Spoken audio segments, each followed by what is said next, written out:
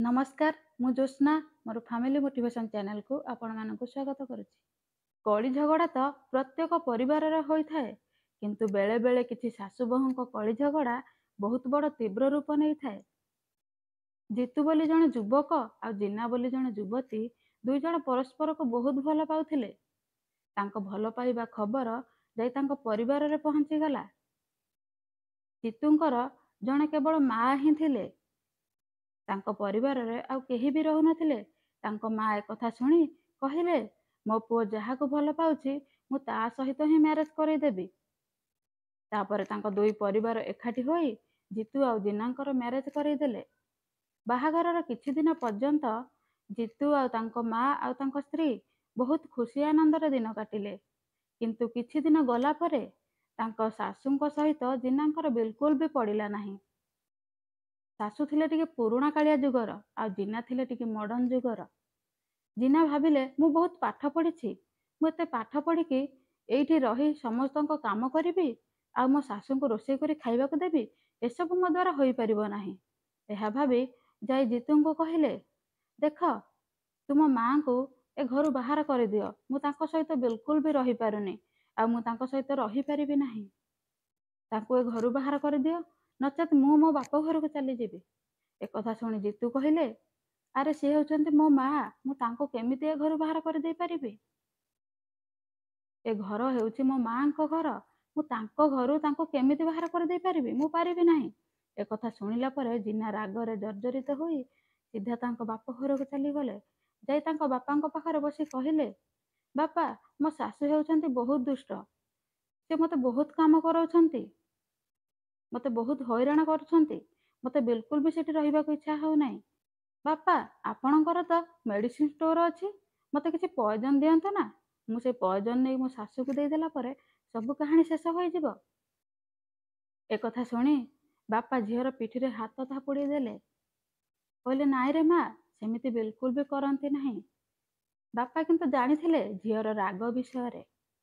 झील जेतिकी रागी स्वभावर थिला बापा सेतिकी सरल स्वभावर थिले। बापा बुझाइले नाई रे माँ एमती सब करा जाए नहीं, एसबु करबा कौन ठीक ही? तू जदि कहूचु ताले मु तते किछि पॉइजन दउछि, तू से पॉइजन को नहीं प्रत्येक दिन सकाळु चा रे टिके टिके मिसई दबु, देला परे 6 मास भीतर तांकर डेथ होई जिवो। किंतु सेई 6 मास पर्यंत तू तोर व्यवहार तोर स्वभाव बदलेबाकू चेष्टा करिवु, संपूर्ण भाବରେ बदलै देबु आ सेमानकर बहुत भलो से केयर नबु आ तो सासु को तू बहुत भलो पाइबा देबु, कारण से तो 6 मास पर चली जिवे ना। ए कथा बुझाई बापा झील को शाशु घर को पठाई देले। तापर जीना ता शाशु घर को चली गला। बापा जेमिति कहिदेले से सेमिति एक्टिंग कला, पूरा गोटे भल बोहू हेबार नाटक कला, कहा ऊपर भी से रागिला नहीं आ ता शाशु को बहुत भल पाइला, बहुत केयर नेला। देखु देखु जीना भल बोहू हेबार एक्टिंग करू करू गोटे भल बोहू भी हो जाइतिला आ ता शाशु ताको बहुत भल पाउथिले। तापर 6 मास पर जीना पुणी जाई ता बापा को घरे पहुंची गला। बापा कहिला बापा मो सासु एबे बहुत बदली गलेनी, मो सासु एबे बहुत भल पाउछन्ते मते आ मो भी तांको मो माँ परी भल पाउछि आ तुमे जे पॉइजन देइथिलो तांकर तो बहुत किछि क्षति होई सारिबनी आ एबे मते किछि एमिति मेडिसिन दियो जहा द्वारा तांकर आ किछि भी क्षति न हो। एही समय रे बापा हसी देई कहिले अरे माँ मु तते किछि भी पॉइजन देई नथिली, पॉइजन तो तो मन भीतर थिला, पॉइजन तो तो व्यवहार रे थिला, पॉइजन तो एक्टिंग रे थिला। तो बंधु माने आम घर मानकर कौन होउछि जेतेबेले जणे कोनोसी कथा को नहीं पार्टी करी गंडगोल आरंभ कर देउछि, सेही समय रे आउ जणे सेही कथार रिप्लाई देई गंडगोल को आहुरी जोरे बढ़ाई देउछि। तो सेथि पई कली झगड़ा जोरे आरंभ हो जाए।